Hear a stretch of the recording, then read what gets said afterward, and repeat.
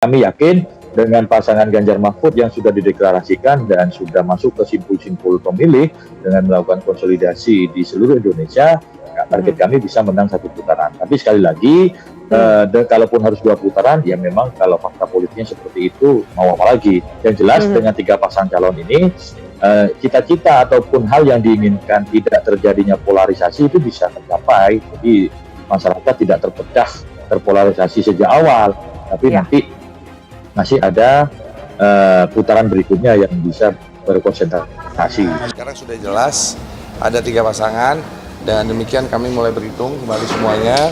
Pastinya dengan jelas sekarang sudah tahu siapa saja yang menjadi kompetitor daripada yang ada. Nah dengan demikian kami melihat bahwa memang 54% itu putaran pertama insya Allah kita ingin memenangkan itu. Itu yang ingin kita fight sebagai bagian daripada tujuan kita untuk memastikan tadi Mas Ganjar dan Prof Mahfud bisa menjadi presiden dan wakil presiden Republik Indonesia. Kan selalu ngomong begini kalau saya ketemu ngomong. Kenapa beliau bisa pilih Ganjar? Kenapa bisa pilih saya maju ke DKI? Tapi Pak Mahfud, beliau selalu katakan ini urus negara loh, mau jadi presiden loh.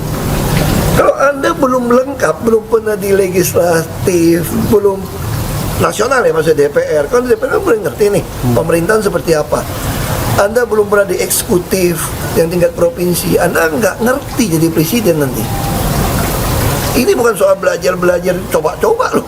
Ini negara dipertaruhkan untuk 2045.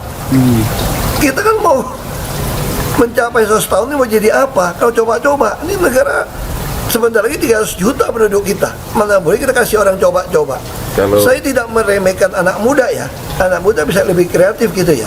Tapi bicara tata negara harus mengerti konstitusi. Anda bukan hanya untuk berani untuk maju. Kalau cuma berani maju banyak bisa kita pilih orang berani maju. Tapi yang lengkap dengan track record ini kan butuh waktu pembuktian. Menko Polhukam Mahfud MD resmi diumumkan sebagai bacawa pres untuk mendampingi baca pres Ganjar Pranowo di Pilpres 2024. Pengumuman ini disampaikan langsung oleh Ketua Umum PDIP Megawati Soekarno Putri. Direktur Eksekutif Algoritma sekaligus dosen Ilmu Politik Universitas Indonesia Aditya Perdana mengatakan, dipilihnya Mahfud menunjukkan PDIP ingin mengambil ceruk suara dari para pemilih Muslim. Sebab selama ini baik PDIP maupun Ganjar terkenal sebagai representasi dari kelompok nasionalis. Apalagi menurut Aditya, bergabungnya P3 dalam koalisi pendukung Ganjar dirasa belum mampu mengambil hati para pemilih Muslim. Meskipun kata Adit, rekam jejak Mahfud juga menjadi salah satu pertimbangan lain PDIP dalam menentukan pilihannya. Terlebih Mahfud memiliki pengalaman di bidang eksekutif, legislatif, hingga yudikatif. Bahkan dia juga pernah menjabat sebagai Ketua MK. Terpisah, Direktur Eksekutif Trias Politika Strategis Agung Baskoro menyebut dipilihnya Mahfud merupakan strategi PDIP untuk mengamankan suara pemilih di Jawa Timur. Namun keinginan untuk menguasai suara di Jawa Timur juga bisa menjadi kelemahan sebab suara di Jawa Timur sudah terbagi dengan para pemilih Caimin. Ceruknya pun semakin kecil, kata Agung. Pertimbangan lain, kata Agung, sosok Mahfud yang memiliki kapasitas dan pengalaman di bidang hukum dianggap mampu menjadi pelengkap sosok Ganjar. Ganjar dinilai identik sebagai sosok berkarakter solidarity maker, figur yang biasa menjadi pengepul massa.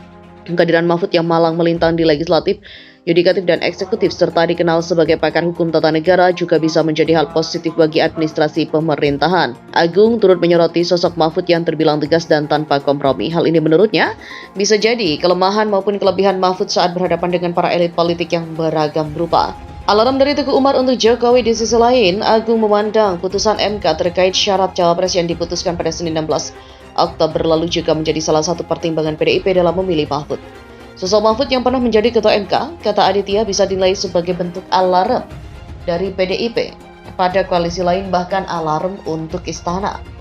Lebih lanjut, Agung berpendapat keputusan PDIP untuk mengumumkan sosok baca pres pendamping Ganjar pada suatu hari jelang pendaftaran juga merupakan sebuah strategi tersendiri.